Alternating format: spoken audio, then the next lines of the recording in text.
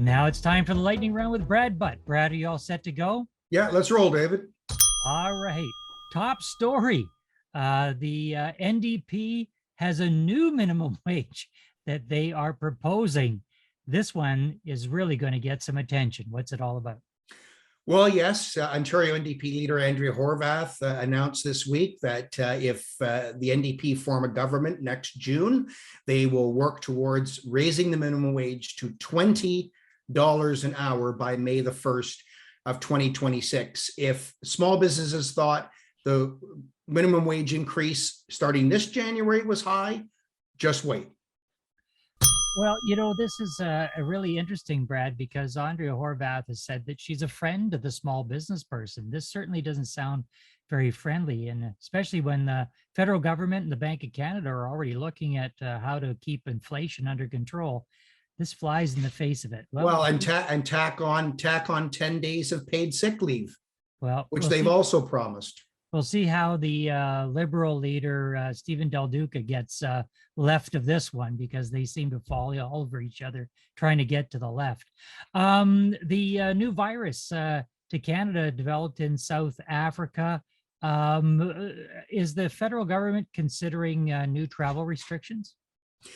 Yes, I mean, we are still waiting to hear this week further details, but the Omicron virus has several cases now in the province of Ontario.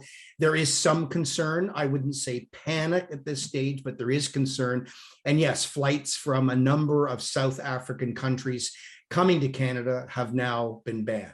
So that's going to be interesting to see how that affects travel once again. The House of Commons went back to work.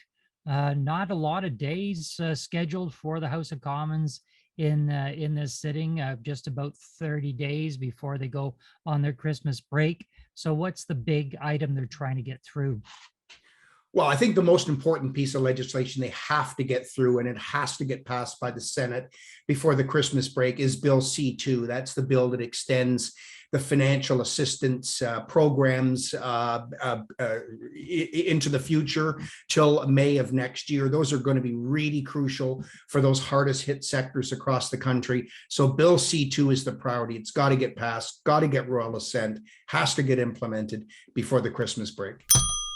Brad, another federal bill that has been tabled has to do with paid sick days.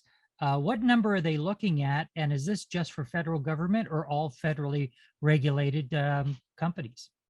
Well, this is, yes, Bill C-3, which is the bill that would mandate 10 paid, employer-paid sick days to any federally regulated business in the country.